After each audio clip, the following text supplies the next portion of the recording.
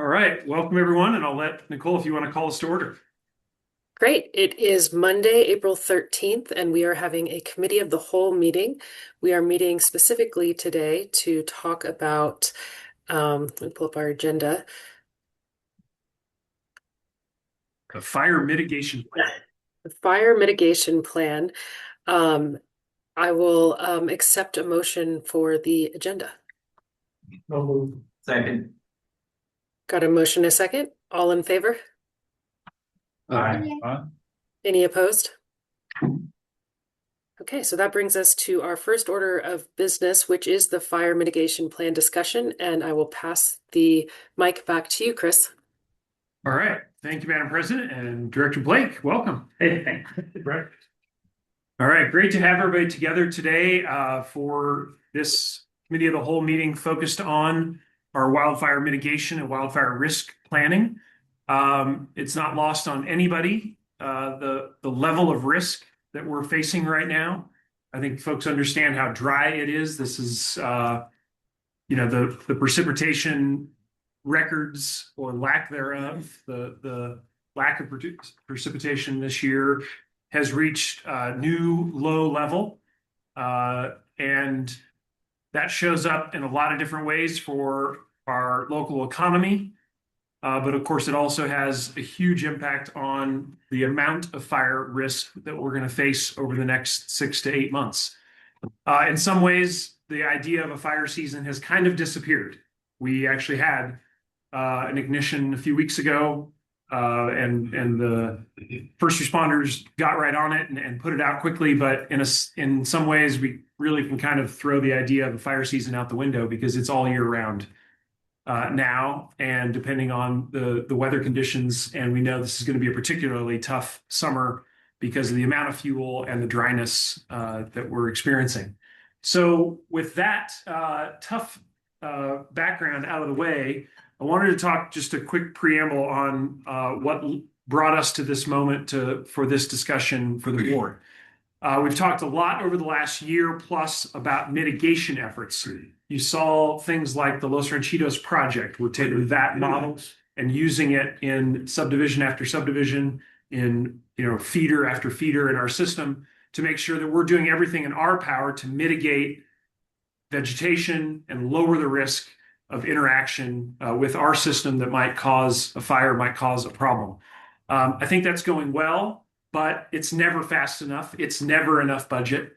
It can never be 100%. But I think we've demonstrated that we've accelerated that work and are doing it now on a risk-adjusted basis, really trying to go to the most difficult areas and do those first.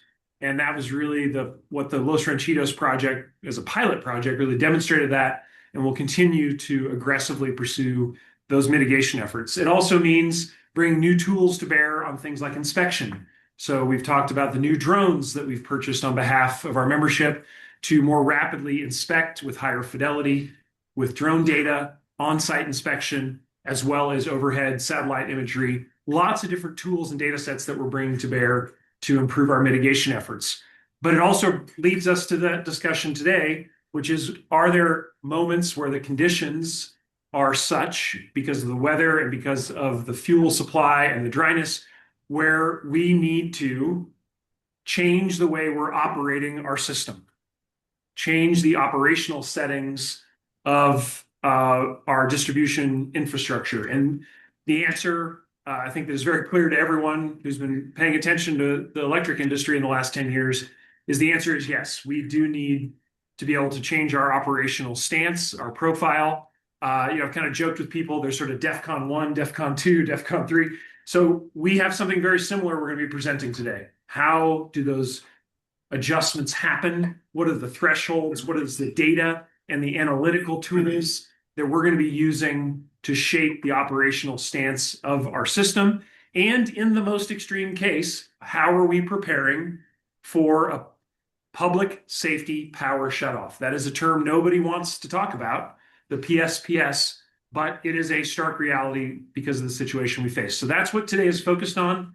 And we've got some really important and timely information to share with the board about the efforts we're making on the staff side to do that with high fidelity, do it with a high level of integrity. And you're going to see in the presentation today the ability to do it in a very scalpel approach, as opposed to a very widespread or shotgun approach, as it's sometimes referred to. And so you'll see that detail come out in our discussion today of how we are trying to minimize this tool as much as possible, but be ready to do it when it is necessary. And that's the important balance we're trying to strike. And of course, that's a very hard one to strike, because nobody wants their power to be turned off, nor does anyone want their house to burn down. And we have to carefully analyze the situation moment by moment and respond accordingly. And that's the type of analysis we want to share with you today. So I'm really excited to have Dan Harms with us on the line as well. He's at a set of meetings out of town today, but he's going to be available, particularly, I think, for this first hour for questions that come up. But at this point, I'm excited to turn things over to Jerry and to see the presentation that he's prepared for us today, that no doubt will spark a lot of conversation. But before we turn it over to Jerry, Kohler, do you have a question? Just a real quick one. Yeah. So this PSPS and the EPSS, are those industrial things, or is that particular to LPEA? So those are industry-wide terms. You've probably seen a lot in the news, particularly around the Front Range, where Excel, Core, PRPA, the big operators on the Front Range have had to implement PSPS procedures already this year. Okay. And you'll see the factors that are going to go into that analysis as we are approaching that problem. But that is an industry-wide term and used across the country. Thank you. Yep. Anything else before we get going? Anything online? All right, Jerry, over to you. Afternoon, everybody. Good to see you. You too. So we are going to do a quick review of our fire mitigation efforts, and then we'll dive right into EPSS and PSPS and how we are going to approach that. Agenda and expectations. Fire mitigation recap, definitions and purpose of each. We'll deep dive into our procedures, risk modeling, decision-making, restoration, and then the communications process will be throughout, but I'm going to cover all of the communications at the end after the restoration. So if you have any questions about the comms, if you just would like to wait until that slide, we'll jump into a little historical analysis and then executive session. And this is informational only. No action is needed for LPEA Electric Service Regs 3C2, which states the association reserves the right to interrupt electric service for a reasonable period for repairs to its property or equipment, or when public safety is endangered. When possible, notice will be given to affected consumers of such planned interruption of service. So as you all know, our fire mitigation efforts, we continue to increase them every single year. Our number one contributor towards fire mitigation is, and probably will always be, our vegetation management. All the green that you see on the right there is work that has been completed in the past 2 years. Previously, it would take 5 years to get through that type of cycle. But we're really trying to ramp up our efforts. We're now looking at more of a 3-year cycle to get through our entire service territory. So our tree crews are just doing an incredible job. Our outages due to trees continue to decrease. Last year, we only had 43 tree-caused outages, and the majority of those were outside of our right-of-way, which means they're just outside of our control. We continue to target specific areas for right-of-way clearing, floor to ceiling, 20-foot wide, as Chris mentioned earlier. Our current project is Edgemont to Durango Hills and some work in Rafter J. High population density areas, huge return on safety and reliability for both of those areas. The Edgemont to Durango Hills is a very short distance, but it's going to help protect both communities from our power lines being the cause of the fire. System maintenance has and always will be a revolving door. We continue to slow it down by researching and implementing new technology.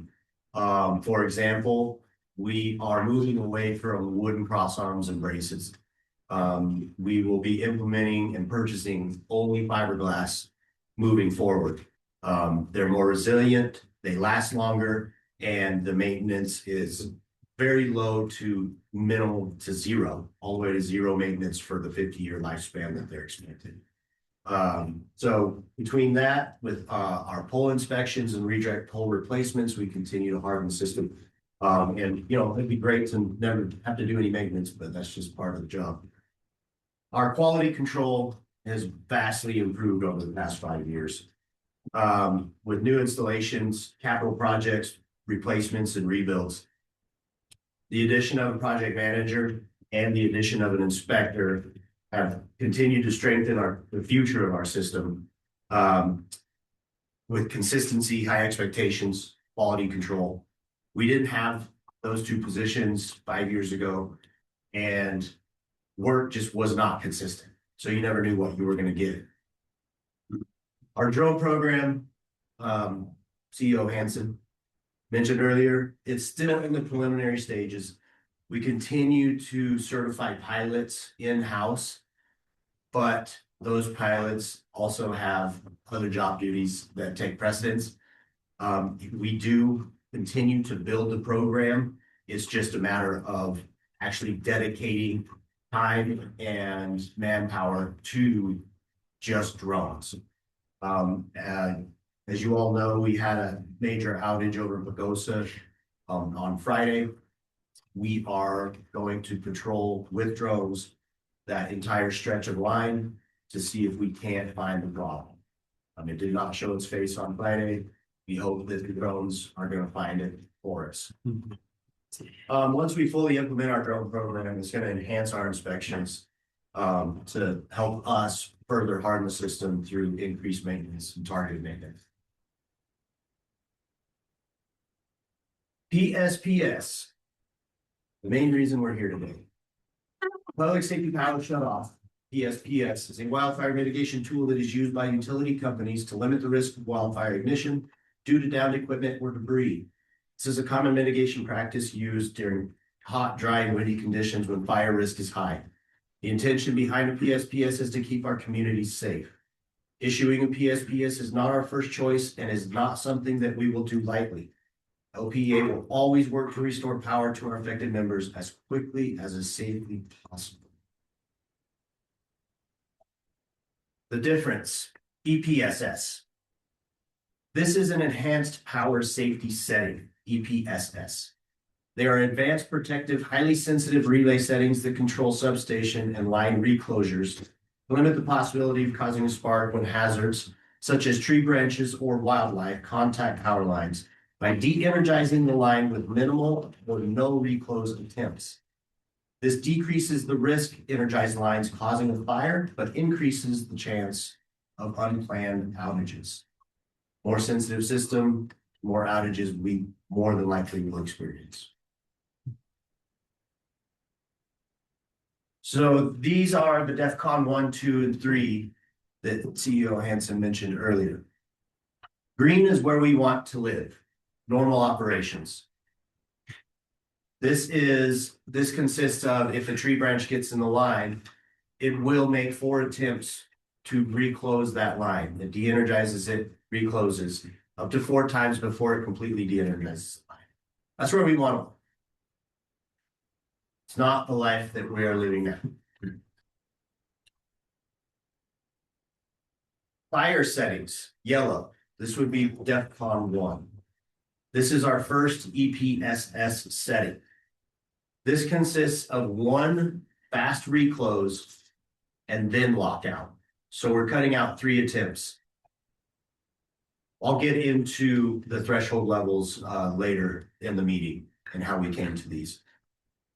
Orange is our next EPSS setting. This is our fastest relay curve setting. It is the most sensitive. How sensitive is it? If we are to try and energize, let's say a 500 kVA pad mount transformer. Just the energization of the core of that transformer can trip out the line if it is in hotline tag setting. If a tree is to go through a line, it is so fast that that line will be de-energized before it hits the ground. And that's what we're looking for in these cases, because we do not want energized lines to hit the ground. And last, but certainly not least, red, DEFCON 3 is our PSPS.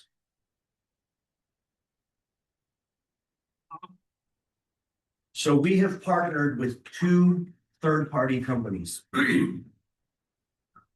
The first is called Firescape. It is a third-party team of wildfire, energy, and weather experts that have developed an AI risk modeling system. They've developed what they call a flare score. This is what they have named their risk metric. It updates hourly. It's calculating the risk across the entire system. It's very granular because we have given them all of our information for our system. They have every pole, every fuse, every switch, every OCR, and every controllable device on our system. They have based their risk modeling off of those shape files that we have given them. Whenever we add more controllable devices, all we have to do is give them the location. The risk modeling continues to learn, and so it will already have that risk modeling built into the system where all they do is add that controllable device. Then they can start giving us recommendations based on that new device as well. All of these risk factors, ignition risk, impact risk, spread risk, you can see the subcategories that fall under each. They are fed into their algorithm, and the AI model continuously learns, continuously improves to become more accurate with their recommendations. It's based on these 3 main risk factors: ignition risk, impact risk, and spread risk. This is how they come up with their flare score, and this is how we sat down with them to come up with threshold levels for that flare score for our EPSS and PSPS settings. This too, it's data-driven. Outage history, we gave them all of our outage history over the past 10 years. Fire history, weather history, drought history. I mean, you name it, it's fed into the system to develop the most accurate risk modeling. So this is just a visual of how they come up with the risk modeling recommendations. So in all of these factors, and this isn't all of them, but when these factors all meet in the middle, then we consider a PSPS. If there are 1 or more factors that don't reach that threshold, let's say all of them are there except for the high wind speeds, then more than likely EPSS settings, enhanced power safety settings, are going to be recommended instead of a public safety power shutoff.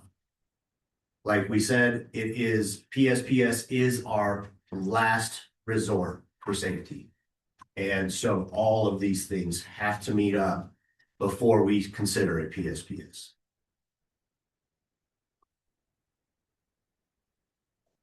The other third party that we've teamed up with is called WatchPost. They're based out of Boulder.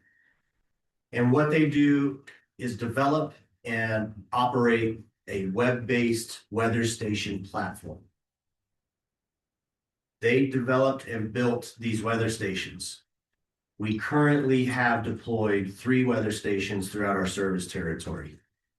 Both companies, both WatchPost and Firescape, they utilize all available national and state level weather services, whether that's the National Weather Service, NOAA, or the BLM RAWS data weather stations that we have throughout our service territory. They're using all available information.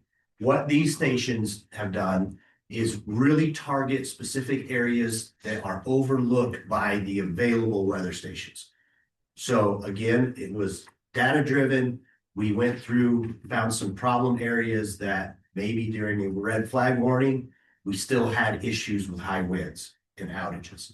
So we placed one at Purgatory, one at the intersection of County Road 500 and 501, which is the north end of Iceto, and then one looking up Williams Creek and Pagosa. These are microclimates where we've had issues when weather alerts have not, when weather alerts have been issued, but we've still had problems in this area. So there's lots of blind spots, many microclimates throughout our service territory, and these will provide actual real-time data to feed into the learning models, as well as give us real-time information if the situations arise where we need to shut the power off for safety reasons.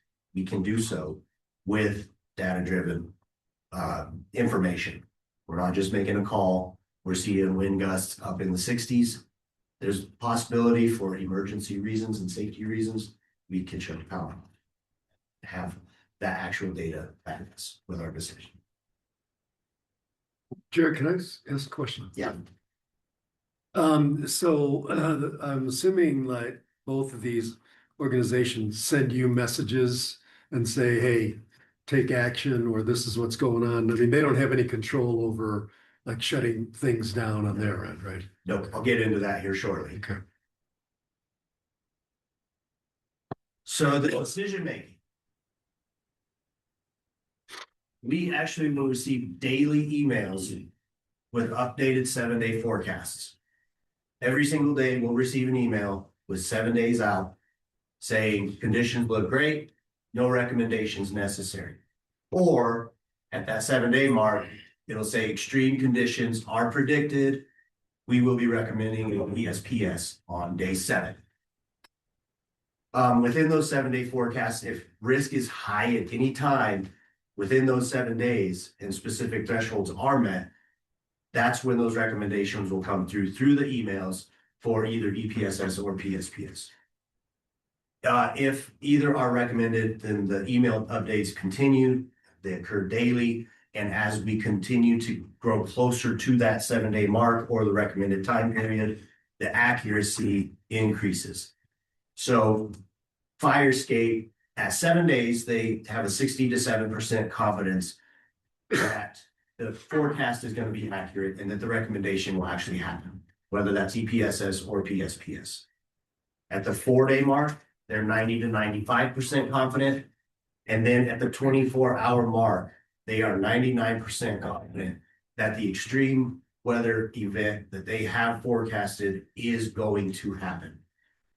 So that's a very high confidence rate, which will give us better information and more accuracy to be making these calls. 99% confidence at 24 hours. That's what we were looking for. That way, it's not just our call because we looked at National Weather Service forecast. It is based on actual data-driven recommendations. Got a couple of questions. Okay. Online, if you want to call them. Rachel's first. Rachel. Thanks so much. Yeah, Jerry, maybe I missed this. What level of granularity within our system are these different flare ratings happening?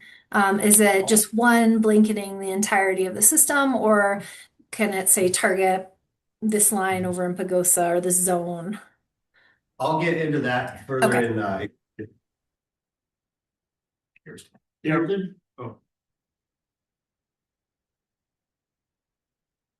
She's got her. I hear my name? Yep. Yeah, okay, cool. So these forecasts with the confidence and such, I imagine this is based upon experience of this tool in other places. What about, have you seen anything about experience of this tool in areas like us with microclimates all over the map, where my valley doesn't look anything like the next valley over or in town and such? Have we seen those confidences and accuracy numbers at all? Yes, the biggest customer is south of us, and they have very good reviews and success with Firescape's recommendations. They're a much larger company than we are, but they have had nothing but great things to say about the company. And are you Now, not saying the name because we're in public session? Or can we say the public name? That customer? no. Yeah, I don't think so. So Kirsten, yeah, we can definitely provide some more information on the contract side and some of those referrals, and as well as to Rachel's question about the granularity. We feel like that is sensitive enough that we should be covering that in executive session. So I'm happy I to circle appreciate back that. on that. Yeah. Okay, thank you so much. Yep. Anything else? Okay. So this is a snapshot of what the emails that we received look like. Now, this is just a test mode. We are still working on the final details before we actually go live with anything. But since we've received some moisture, risk level is at safe levels. There are no actions recommended. If we do have recommendations, you would see them at the bottom of the page, and that's when we would start to begin to react accordingly.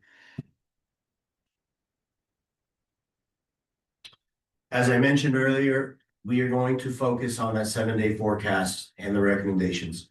So when a PSPS is recommended at that 7-day mark, we'll be in PSPS watch mode. This means that there is a possibility that we will be enacting a PSPS internally. We stay in the watch mode until the final call is made to enact. Now remember, as we get closer, the accuracy and confidence level greatly increases to the 99th percentile at that 24-hour mark. 4 hours prior to the predetermined time to shut off, we change to a PSPS warning. At this point, the PSPS has become imminent, and then I'll get into the communications a little later. Can I interject one Yep. quick comment there? So you're seeing this set up similar to how you may have experienced tornado watches and tornado warnings, where the watch is, hey, the information we have right now indicates that there is a possibility of a problem, like a tornado watch. The conditions exist for a funnel cloud. Tornado warning is, we've seen a funnel cloud, and please get in your basement right now. And that's really what Jerry's trying to describe here. It's not exact through line to the tornado situation, but that's where we're kind of building off the public's understanding of those terms.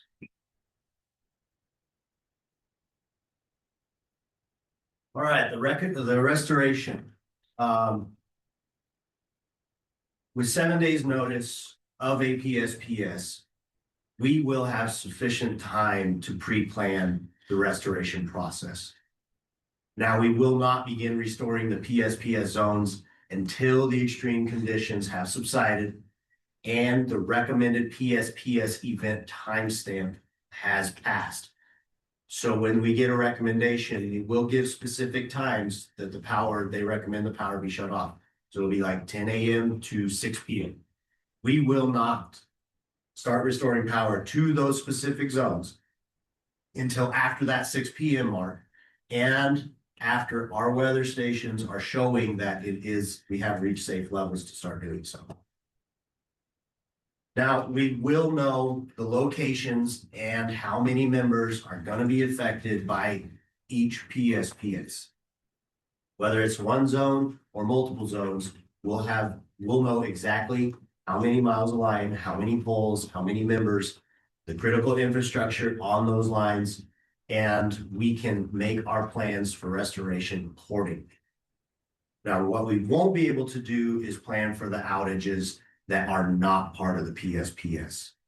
If we're planning for a PSPS, then other areas are more than likely going to be in EPSS mode. And outages are more than likely going to be occurring that we still have to follow the same SOPs for restoration. We just won't be planned at that. We'll have separate crews assigned to each PSPS zone, depending on size, that will determine how many members of the crew or how many crews are on that line.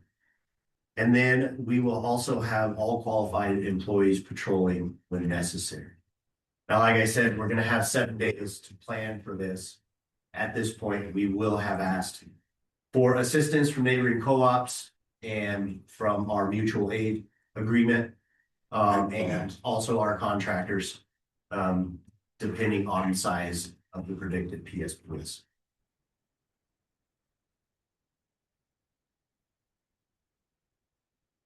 Communications. So comms are going to be the absolute most important part of a PSPS. They will hopefully begin right after this meeting. The comms and IT departments, they have developed a web page that we are ready to go through. It's super informative. It's a high-level view of how we approach and deal with the PSPS. And along with it are built-in links to help our membership prepare for a possible prolonged outage. The PSPS will be implemented at the specific timestamps in certain areas throughout our service territory, and our communications are going to start well beforehand.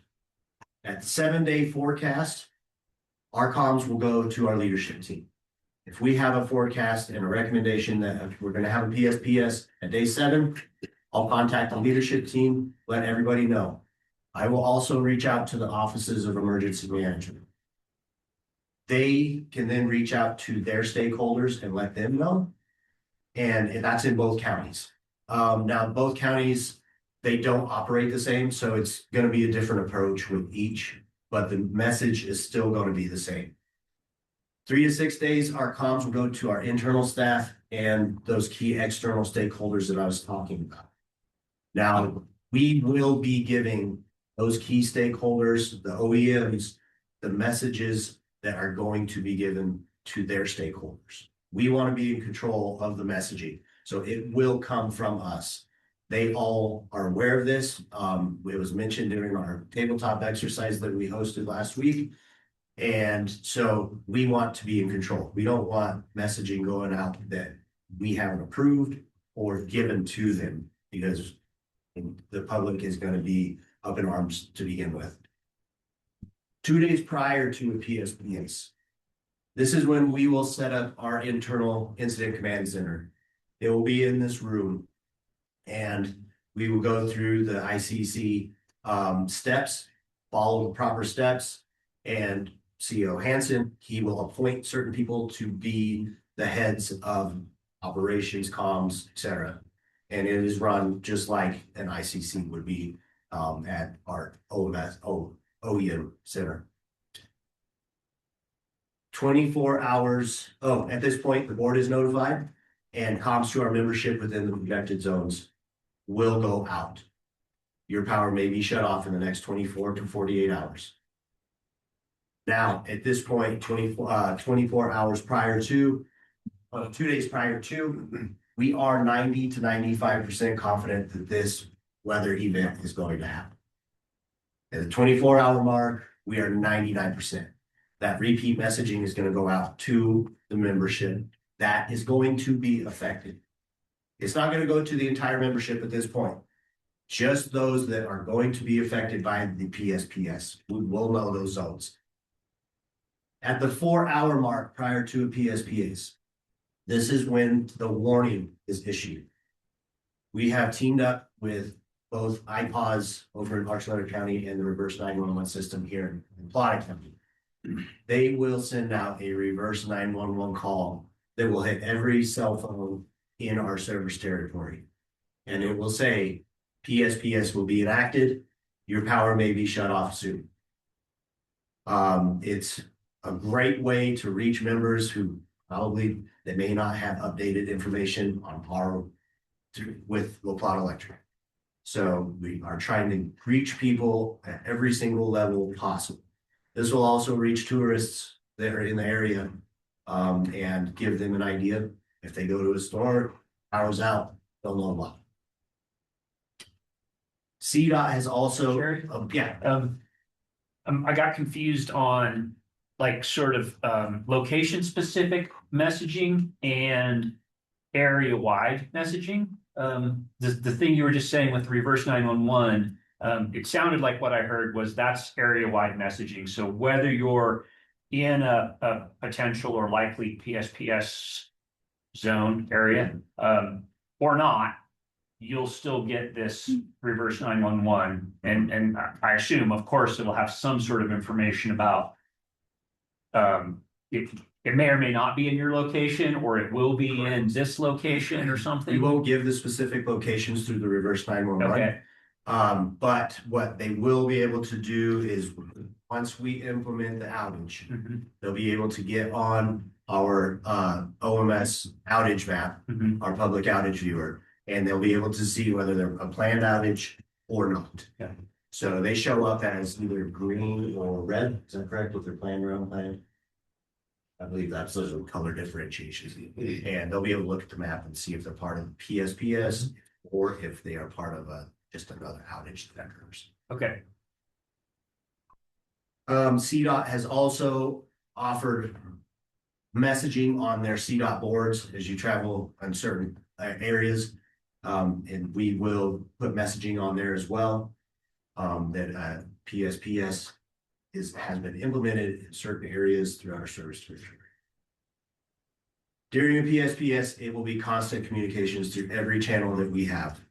Social media, our webpage, I don't know all channels, but it will be every single channel we have available. One thing that has had really good success with some neighboring co-ops are Facebook Live updates from leadership. People really like that face-to-face interaction with updates. So it's something that we're considering doing during these types of events. And then our after action report. Once everything has been restored, the last member's been back on, has been restored to power. The following day, we will meet together to see what went well, what we can do better, and then send out messaging to our membership. Historical comparisons.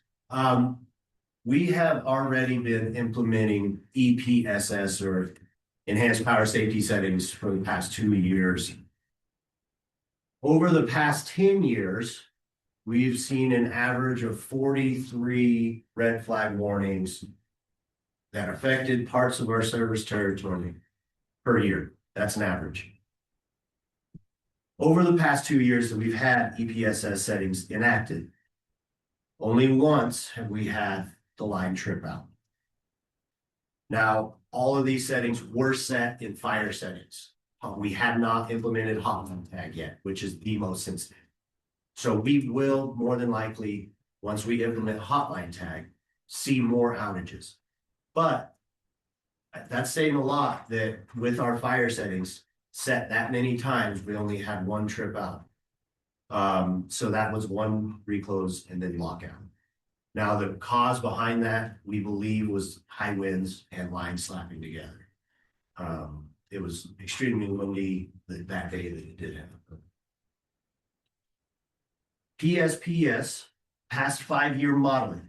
Now, this was originally based on preliminary studies. We have continued to give them more information that is more specific to our system.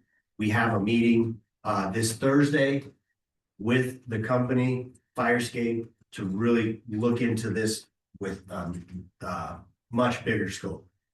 But using the preliminary numbers, a PSPS would have been enacted 5 times in various zones over the past 5 years. So it's approximately once per year. And so their model showed that it would have been an average of 14.1 hours per event. So about once a year for 14 hours. Now that does not include the restoration time. This would just be their recommended time of how long the power is shut. Are there any questions? Yeah. So of those 5 times, were they predicted or foreseen? What they did, they would have been predicted. Yes. And what they did is they took past historical weather events and modeled it just like they would today. And they said, yes, we would have made this recommendation at this point for 7 days down the road. to plan for this event. Yeah. Cause I do know of one event that was out of the blue, it was a microburst in Gem Village. Nobody saw it coming and it really damaged a lot of stuff. I'm recalling one in California, or maybe it was Nevada, where it knocked down a couple hundred poles. And those are events that are just like not foreseen at all. Yeah. So, Yep, and that's one reason why we're really pushing these weather station locations. And, you know, I would love to get the 30 stations out across our territory that are giving us those real-time updates. What we're looking into is if we can't control those ourselves. Here's just got a question. Yeah, Rachel. Yeah, Jerry, just looking at that 14.1 hours times 5. I was trying to find the data and I can't click through fast enough. What sort of impact does that have, on our SAFE and SADI ratings? And not so much from do we get the gold star or not, but more so from a member experience. Is that a pretty significant change had this gone forward from what members currently have experienced with us? If it follows this prediction, where it is approximately 1 time per year for the 14 hours, it will not greatly affect our SADI and safety numbers. Now, if it is to occur on a more regular basis, yes, absolutely it will. Now, one thing that is going to affect our numbers more so would be the EPSS settings. Those have already been enacted, but now we are going to be implementing the hotline tag, which is the most sensitive setting, which is going to increase outage numbers.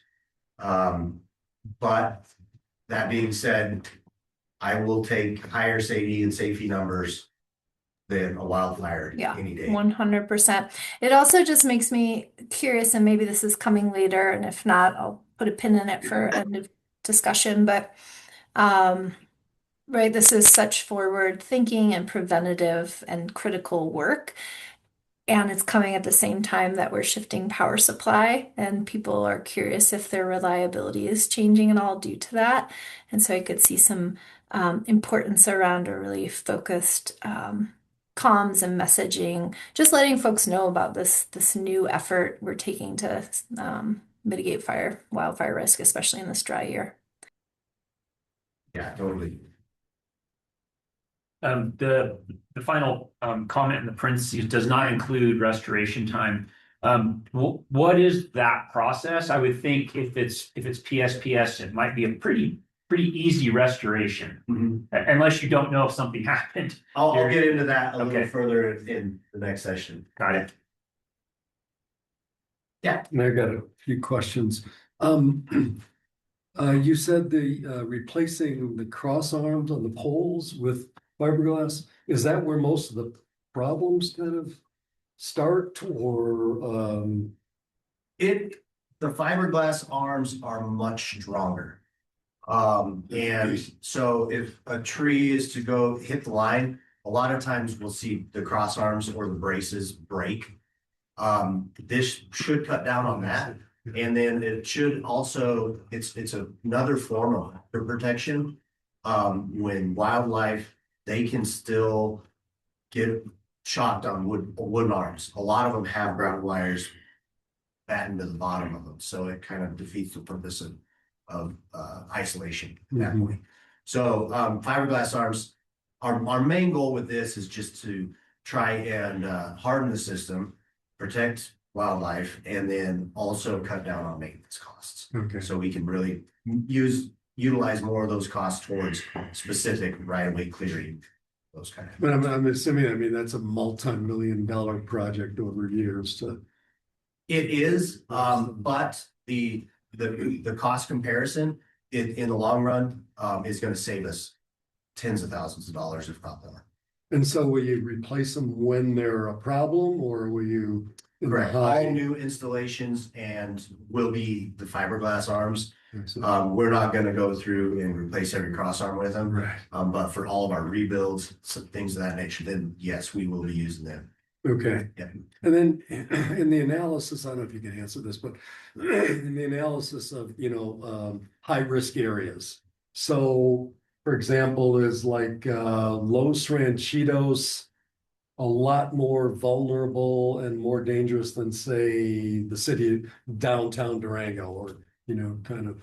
Yes, when it comes to actual fire risk, we use multiple different models and all of them are very close to the same information. The fire risk for the urban areas, it's very, very low compared to, the wooded rural areas. And the modeling has taken all of those factors into consideration. Is that because of the vegetation or a lot of breaks in the It's both. grid? And Yeah, stuff? the factors that go into the modeling, it takes in potential rate of spread, it takes in population density, it takes in how close the wildfire or wildland urban interface is in relation to areas. Like, so many factors are built into their algorithm. And it was just the reason we're utilizing them is because I have the majority of that information, but I'm not smart enough to build that. Right. So like and I don't know if you can answer this, but like the Paradise fire in California that, or even the fire in Denver. So even though you got a higher density, higher population, it's still comparatively, it's a lower fire risk. Yeah, for sure. Okay. And that's one thing that we work really closely with the OEMs and the fire districts. Because history has proven that urban districts are just as at risk when fires are spreading and burning as hot as those ones have. Okay. Yeah, so we've got other plans in place with the OEMs where if wildfire were to start in certain areas, how we will react accordingly. And it's totally separate from this, but yeah, we meet with them on a weekly basis, and we're trying to make sure that we are all on the same page. Yeah, you talking with Forest Service too? Yeah. I met with them during our their prescribed burns on Salls Creek over the weekend, Saturday and Sunday, and sat through their tail boards and their pre-planning, and we've got power lines that ran right through there, and they did an excellent job of taking care of our stuff. So yeah, that must have kept you up a little bit. yeah. And I guess question for Drew, talking about I guess what is it, Firescape that has all the info on our system. So they have access, they know all of that. Is there any concern about, vulnerability for hacking or anything like that? Seems, they got, a lot of information is out there somewhere that we're not necessarily controlling. Yeah, so we don't have any direct integrations where they're tied into our system where we'd be worried about somebody using that as a path in.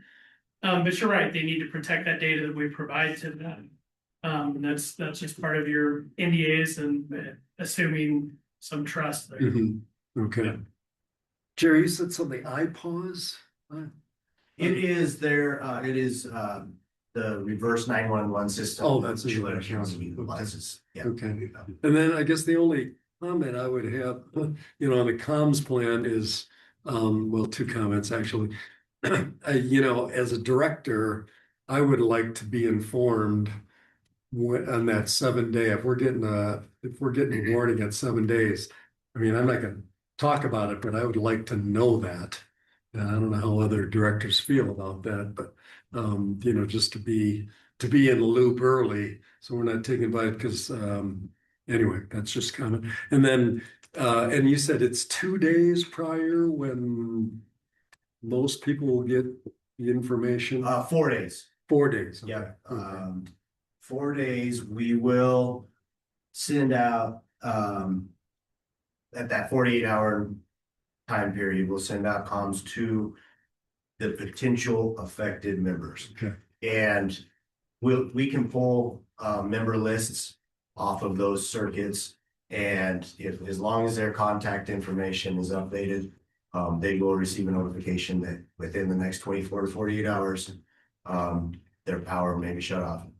ESP. So we really need people to update their information with us. Very Yeah. important. And that in 4 days, I mean, I'm not on oxygen or something, but that should give people plenty of time. We're to hoping, deal we're with that hoping kind of stuff. that, we are working on a press release, and which is full of helpful information. And we really hope that all of these comms that we are preemptively doing are gonna help people prepare. And then we're gonna cross our fingers and hope that we never have to implement it. But the more we can help people prepare, with tips, tricks, and, links to other, informational sites, the better off everybody. Yeah. And then last comment, will you said preparing press release, will that press release include, I mean, this is great information. This is incredible. Will that press release or maybe a separate press release kind of summarize, this It stuff? will too, be let at very people high know? level, yeah. Right. And we do expect a lot of questions, but, the press release is high level, hopefully get people's attention to go to our website, to our PSPS page once it's live, get more information, and then we are prepared for all of the questions that are coming our way. And we'd like to get all of those answered, before we ever have to implement this. And that web page is gonna be up. A week or two. Hopefully sooner than that. It's already up. Oh, It is, but we don't quite have the button built. Mhm. I wanted to wait until after this meeting in case we had some major changes. But it is live, but you have to type in the address. Okay. So, Yeah, great. This is it's excellent. Thank you. yeah. Cool. Yeah, so I have a son that's the same on hotshot Mhm. firefighter, and I was talking to him last night. And he mentioned that they just got a report yesterday that they're gonna have 40-mile-an-hour consistent winds tomorrow with gusts up to 50. And I looked at a couple other weather stations today. And then last year when they opened up that new weather radar at the airport, they said their accuracy is gonna be much better or get better reports. And I didn't see it. So is the AI hopefully gonna help on that consistency and maybe accuracy of how these companies go about that? I don't think Figure out so. what's on. Which is why these weather stations are so important for us. Coming up, I'm gonna bring up a model here and show you guys. But yeah, I mean, that's one of my major concerns as well. The regional weather systems, the BLM weather stations, the ROS systems, they update hourly. It's not real-time information. National Weather Service. Same thing with most of them in this area. They're not real-time. And so that's why we want weather stations deployed throughout our service together where we can set the parameters and the alerts where we can make informed decisions if we need to. So yeah, I totally agree with you. And like, perfect example is the windstorm that we had a few weeks ago. The red flag warning stopped at the state line. And super windy down there. My son was fishing in San Juan and he said the river was flowing the other way. The wind was blowing so hard, Because we did not have the red flag warning in our service territory, that was the only parameter we had to set up our equipment to these EPSS settings. We didn't do that. But we were seeing extreme winds at Hesperus, Purgatory, Vicedo. Major damage. At the request of first responders that were in that area, we de-energized those lines for their safety. And, thankfully we did. Now, hopefully, we can see that without and be proactive about it and if we know damage is gonna happen, we've got, I mean, we can see it right here. And we can hopefully prevent energized lines going down. Thank you. Yeah. It's very encouraging. One other question is you have those different stages in the EESS. And is that actual action taking place in the substation? So it covers everything, or is there some places that are kind of blinded? Again, it will be based on the same granularity as our PSPS will be. It's all controllable devices from SCADA. And if the recommendation, they'll be able to get it down to circuit level and also down to wherever we have our micro reclosures throughout our system. So I guess the question I'm asking is there some areas that we can't do that in? Or we got the whole. No, we should be able to control everything. Yep. Perfect. Yep. Yep. Good stuff. I think that's the other question. Yeah, my question is, don't take this the wrong way, but on behalf of my father-in-law, is there a way to opt out of these messages that they may not want to see? That I don't know. Depending on the channel, you can certainly opt out of text messaging, nor social media, things like that. But that would be his first question. Yeah. So I had to ask on his behalf. So It's opt-in from us. right, Reverse 911 is not. won't be. Right. That was the. And that's an actual phone call, right? No, they it's sort of like the Amber Alerts. Oh, okay. So they're gonna come as text messages. That's text message. Yeah. Rachel? That's an interesting question. Yeah, it's just thinking through the comms plan, and I think Joe alluded to this earlier. There might be some folks that will be more affected by a planned power outage than others. Thinking the medical folks, I know the hospital, right? They have their backup systems, that's mandated, but at the household level, and then thinking about restaurants or farmers that have cold storage, depending if it's like 14 hours as stated. It'd be interesting over time if there's almost like a list of folks that I don't know. It'll just be curious to see how that all goes for the folks that really need to hear it, because the universal message doesn't come out until it goes to the Office of Emergency Management. And then one group I was thinking on that's not there. I was trying to think about, is there a centralized system that gets out to all the medical, at-home medical people? And there's a new group called the Southwest Connects Community Cares Hub, I think. And it's a referral network for social determinants and medical health across our entire service territory. So they could be an interesting network to connect with. And that way you're getting social workers, but medical folks, like basically people who are face-to-face with clients every day. So just thought. So we did have two healthcare representatives join our tabletop exercise, and they had some great ideas. They are going to be working with our comms department and also the OEMs.